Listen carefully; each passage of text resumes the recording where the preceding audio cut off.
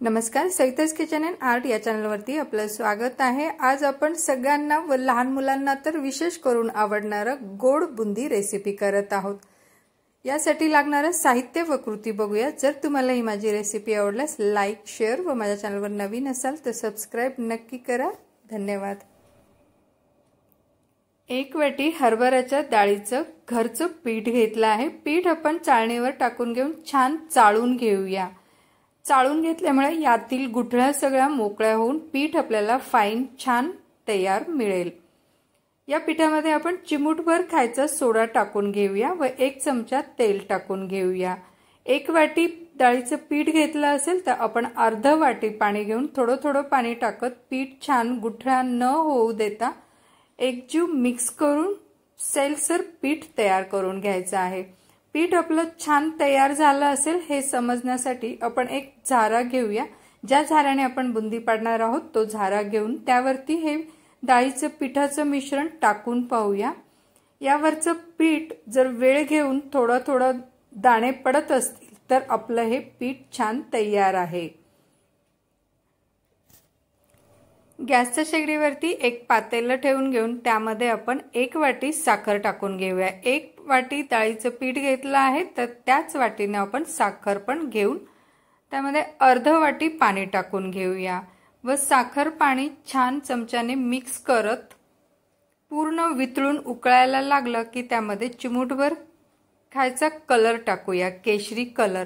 जर तुम्हाला कलर टाकायचा नसेल तर फक्त केशर किंवा चिमूटभर हळद टाकली तरी चालेल। मी इथे केशरी कलर टाकला आहे।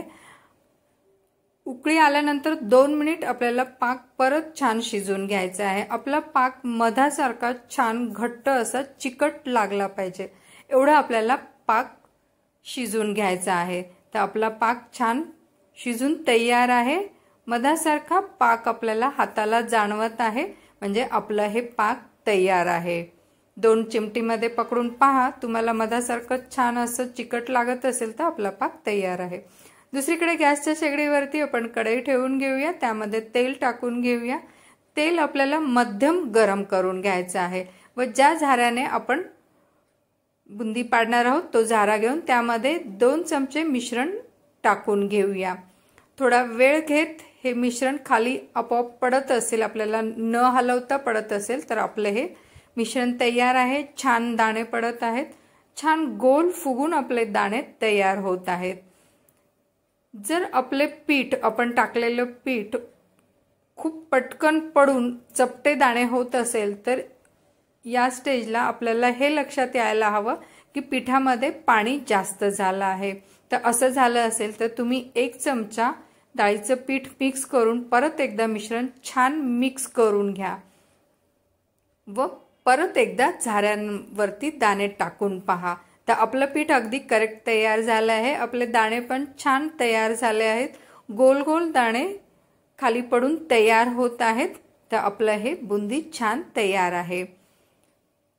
हलके गोल्डन कलर दिसत असेल व दाण्यांवरती बुडबुडे कमी येत असेल तर आपले हे बुंदी तयार झालं असं समजावं। झाऱ्याने थोडंसं हलवून घेऊन आपण हे दाणे दुसऱ्या झाऱ्यावरती काढून घेऊया। दाणे खूप जास्ती गोल्डन कलर नाही तर हलका गोल्डन कलर यायला हवं। तर आपला बुंदी या स्टेजला तयार आहे। आपण झाऱ्यावरती काढून घेऊया। याच पद्धतीने सर्व पिठाचे बुंदी पाडून घेऊया व छान तेल निथळून घेऊन एका भांड्यामध्ये पसरून घेऊया। प्रत्येक वेळेस बुंदी पाडून घेताना आपण जो झाऱ्यावरती पीठ टाकला आहे तो झारा स्वच्छ करून प्रत्येक वेळेस धुवून पुसून घेऊया व परत तो झारा वापरूया बुंदी घालण्यासाठी। अशा पद्धतीने सर्व बुंदी आपण करून घेऊया व शेवटचा 1 चमचा शिल्लक असेल तर त्यामध्ये आपण थोडासा हिरवा कलर व थोडा लाल कलर टाकून कलरफुल थोडीशी बुंदी करून घेऊया। येथे मी थोडा खायचा हिरवा कलर मिक्स करून 1 चमचा पिठामध्ये कालून दाणे टाकून घेत आहे। कलरमुळे आपली बुंदी छान अशी सुंदर अट्रॅक्टिव्ह दिसेल। तुम्हाला जर कलर वापरायचा नसेल तर तुम्ही प्लेन बुंदी पण करून घेऊ शकता। या पद्धतीने आपण कलरची बुंदी पण काढून घेऊया व झाऱ्यावरती काढून निथळून बाजूला ठेवून घेऊया।